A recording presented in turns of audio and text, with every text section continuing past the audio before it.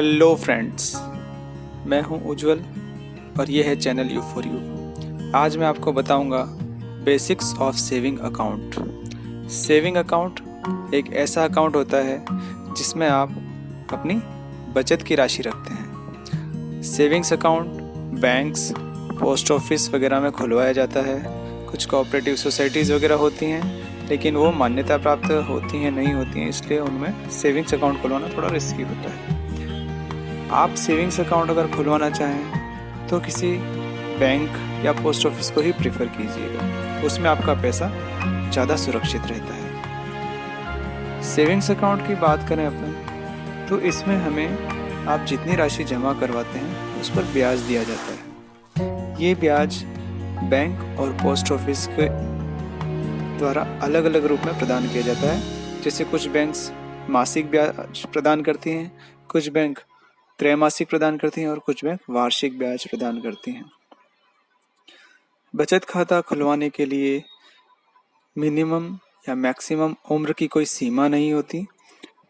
आप किसी बालक का, नवजात शिशु का भी बचत खाता खुलवा सकते हैं और किसी युवा का भी खुलवाया जा सकता है, किसी सीनियर सिटीजन का भी खुलवाया जा सकता है। जो पर्दानशीन स्त्रियां होती हैं उनका भी बचत खाता खुलवाया जाता है।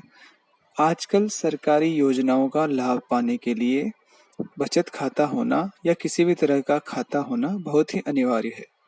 आप किसी भी बैंक में अपना बचत खाता खुलवा कर उसे सरकारी योजनाओं का लाभ पाने के लिए डायरेक्ट उसको योजना से जुड़वा सकते हैं, जिससे कि उस योजना का लाभ सीधा आपके खाते में जमा हो जाता है। अब बात करते हैं कि सेविंग्स अकाउंट कौन सी बैंक में खुलवाना चाहिए या कहाँ खुलवाना चाहिए और बचत खाता खुलवाते समय क्या क्या सावधानियां बरतनी चाहिए। तो दोस्तों, बचत खाता कहीं पे भी खुलवाया जा सकता है। आप पोस्ट ऑफिस में भी खुलवा सकते हैं, आप बैंक में भी खुलवा सकते हैं। आपकी सुविधा अनुसार आपको यह निर्णय लेना होता है।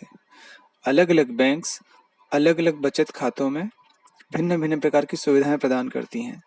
जैसे कहीं पे कैश डिपॉजिट की लिमिट होती है, कहीं पे विड्रॉल की लिमिट होती है, एटीएम की सुविधाएं, एटीएम से नकद निकासी, डिमांड ड्राफ्ट बनवाना, आरटीजीएस एनईएफटी करवाना, फंड ट्रांसफ़र करवाना, ट्रांजैक्शंस की लिमिट, ये सारी चीज़ें बचत खाता खुलवाने से पहले देख लेनी चाहिए। आप बचत खाता खुलवा रहे हैं तो आपकी रिक्वायरमेंट क्या क्या रहेगी, आपकी नीड क्या क्या रहेगी, ये आपको पहले बैंक से, आपके जो संबंधित बैंक या डाकघर है उससे डिस्कस कर लेना है। उसके अनुसार ही आपको प्रोडक्ट का वेरिएंट चूज़ करना है, क्योंकि बैंक के पास अलग अलग तरह के बचत खाते होते हैं। कुछ बेसिक सेविंग्स अकाउंट होते हैं जिसमें कि सामान्य लाभ जो कि सरकार द्वारा निर्धारित है कि किसी बचत खाते में मिनिमम कितना डिपॉजिट किया जा सकता है, कितना विड्रॉल किया जा सकता है, जिसकी एक लिमिट गवर्नमेंट द्वारा फिक्स की गई है, वो बेसिक सेविंग अकाउंट होते हैं। उसके अलावा अगर आपको कुछ सुविधाएं चाहिए तो आपको बैंक से पूछ लेना चाहिए कि उनके पास कौन कौन सी सुविधाएं हैं या किस तरह के बचत खाते उपलब्ध हैं। तो ये तो हो गई बचत खाते खुलवाने से पहले आपको जो बैंक में जानकारी लेनी चाहिए वो। इसके अलावा बचत खाते में बैंक द्वारा कुछ अलग अलग प्रकार के शुल्क भी लिए जाते हैं। जैसे कैश डिपॉजिट करवाने पर कुछ कुछ चार्ज होता है, एटीएम कार्ड का चार्ज, एसएमएस का charge, RTGS NEFT fund transfer करवाने का चार्ज। तो इस तरह अलग अलग बचत खातों पे अलग अलग तरह के चार्जेस भी लिए जाते हैं। यह बैंक टू बैंक वेरी कर सकती है चीज़, इसलिए आपको इस चीज़ का ध्यान रखना है। दूसरी चीज़, बचत खाता खुलवाने के लिए क्या क्या कागज़ चाहिए, तो बहुत ही सिंपल प्रक्रिया है। एक लेटेस्ट फोटोग्राफ, एक रिसेंट केवाईसी डॉक्यूमेंट जैसे कि पैन कार्ड, आधार कार्ड, या अगर आधार कार्ड नहीं है तो voter ID card, driving licence, passport या नरेगा कार्ड भी मान्य है। तो ये सारे डॉक्यूमेंट लेकर आप बैंक जा सकते हैं, वहाँ पे अपनी नीड बता सकते हैं कि आपको किस तरह का बचत खाता खुलवाना है और आप अपना वहाँ बचत खाता खुलवा सकते हैं।